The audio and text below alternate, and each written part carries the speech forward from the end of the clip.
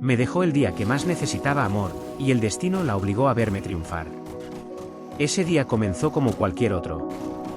El sol se filtraba tímidamente por las persianas desgastadas de nuestro pequeño apartamento, iluminando las motas de polvo que danzaban en el aire. El aroma a café recién hecho, cortesía de Ana, llenaba la cocina, un consuelo familiar en medio de la rutina. Me levanté, sintiendo el peso habitual del día que se avecinaba, pero sin ninguna señal de la catástrofe que me esperaba. El beso en la mejilla de Ana fue rápido, casi distraído. «Te quiero», murmuró, ya ocupada con su teléfono, esa extensión casi orgánica de su mano. Yo sonreí, un gesto mecánico que se había vuelto habitual. La verdad es que, en ese momento, la rutina era mi ancla, la previsibilidad mi refugio. Llegué a la oficina, un edificio gris y anónimo que había sido mi hogar profesional durante los últimos 7 años. El aire acondicionado zumbaba con su habitual cansancio, y el olor a fotocopiadora y café rancio era el perfume de mi existencia. Me senté en mi cubículo, preparado para otro día de hojas de cálculo y reuniones interminables. Pero la atmósfera era diferente. Una tensión silenciosa flotaba en el aire, como una nube de tormenta a punto de estallar.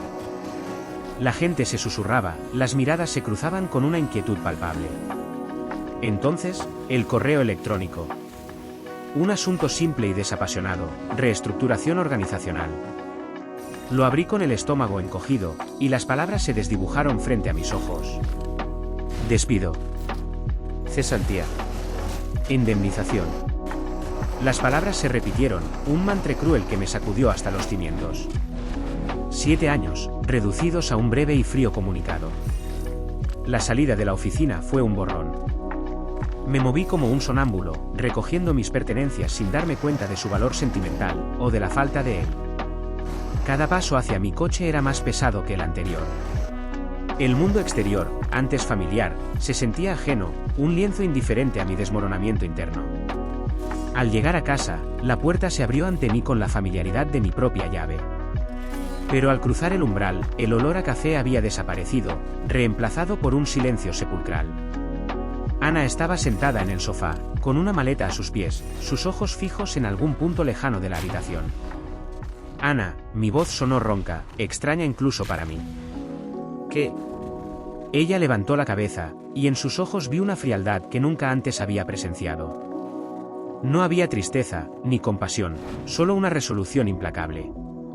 Me voy, Carlos, dijo, su voz tan carente de emoción como el comunicado que había recibido. Mi corazón, ya maltrecho, dio un vuelco doloroso. Pero, ¿por qué? ¿Qué ha pasado? Una risa amarga se escapó de sus labios. Lo que ha pasado es que ya no puedo más. No puedo seguir invirtiendo en alguien que se hunde. Se levantó, su figura esbelta pero tensa, y dio un paso hacia mí. Mira, Carlos. Te quiero, o te quería. Pero no puedo estar con un fracasado. La palabra me tocó como un puñetazo en el estómago. Fracasado. La definición misma de mi nuevo estado. Ana, acabo de perder mi trabajo. No es el fin del mundo. Podemos solucionarlo. Ella negó con la cabeza, una mueca de desprecio cruzando su rostro. No, Carlos. Para ti, tal vez no. Pero para mí sí. Necesito a alguien que tenga ambición, que sepa a dónde va. No a alguien que se conforme con mediocridad y que, cuando las cosas se ponen difíciles, se desmorona. Sus palabras eran dagas afiladas, cada una hundiéndose más profundamente en mi orgullo ya herido. Pero, ¿tú no te das cuenta? No es solo mi trabajo. Es mucho más. Te necesito ahora más que nunca. La indiferencia en sus ojos me heló la sangre. Y yo te necesito a ti. O mejor dicho, necesito a alguien que esté a mi altura. Alguien que no me arrastre hacia abajo contigo. La maleta se cerró con un chasquido seco. Se dio la vuelta, sin una mirada atrás, y la puerta se cerró suavemente, dejándome varado en el silencio ensordecedor de nuestro hogar vacío. El olor a ausencia se apoderó de la habitación. Me desplomé en el sofá, la misma tela con la que Ana y yo habíamos compartido tantas noches, tantas risas, tantas promesas. Las lágrimas, que había logrado contener en el trabajo, brotaron ahora con una fuerza devastadora. Era el llanto de un hombre destrozado, abandonado y definido por el fracaso. Los siguientes días fueron una neblina de apatía y autocompasión. Dormía hasta tarde, comía a deshoras, y pasaba horas mirando al techo, reviviendo cada palabra de Ana, cada fracaso de mi vida profesional. El dinero ahorrado se agotaba lentamente, y la perspectiva de un futuro incierto se cernía sobre mí como una sombra perpetua. Una tarde, mientras rebuscaba entre mis viejos libros, encontré una libreta que Ana me había regalado. Estaba llena de ideas, de sueños que habíamos compartido en nuestros primeros años. Había bocetos de negocios, notas sobre innovación, planos para un futuro brillante. Miré esas páginas, vi la chispa que una vez habíamos tenido, y algo dentro de mí se encendió.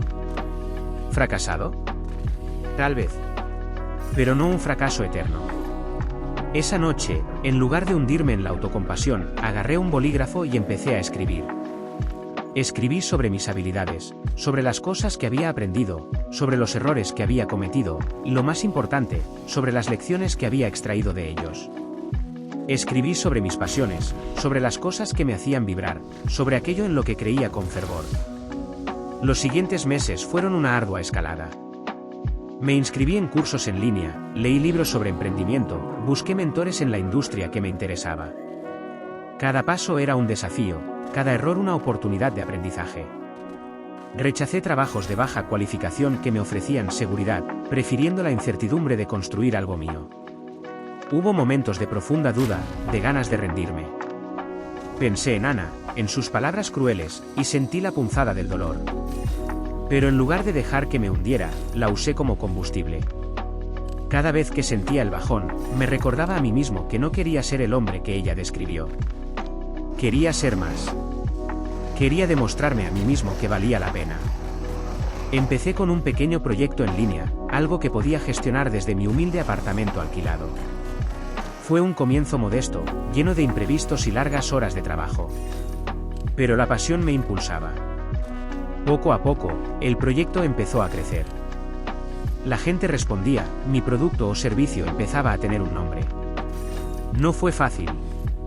Hubo noches en vela, momentos de frustración extrema, pero también momentos de pura euforia cuando un cliente estaba satisfecho, cuando un nuevo hito se alcanzaba. El optimismo se convirtió en mi compañero constante, y la resiliencia, mi armadura. Pasaron los años. El pequeño proyecto online se convirtió en una empresa. Contraté a personas, creé un equipo y mi nombre empezó a sonar en círculos empresariales. Viajaba, daba conferencias, compartía mi historia de superación. Me había transformado. Ya no era el hombre despedido y abandonado, sino un líder, un innovador, un creador. Una tarde, mientras me preparaba para una importante conferencia en una ciudad que solía visitar con Ana en nuestros tiempos felices, estaba en la sala de espera del hotel. La televisión estaba encendida en un canal de noticias de negocios. De repente, mi imagen apareció en la pantalla. Estaba yo, hablando con pasión sobre los desafíos del emprendimiento, sobre la importancia de la perseverancia y la visión. Las cámaras me seguían atentamente, la audiencia absorta en mis palabras. Entonces, sentí una mirada sobre mí. Giré la cabeza y la vi. Ana estaba sentada en un sofá cercano, sola. Llevaba un vestido elegante, pero su rostro reflejaba una mezcla de sorpresa y algo que se parecía a la admiración. Sus ojos, mucho menos duros que aquel fatídico día, se encontraron con los míos. En ese instante, el tiempo se detuvo. Vi el reconocimiento en su mirada, el eco de un pasado compartido, pero también la distancia insalvable de nuestros caminos.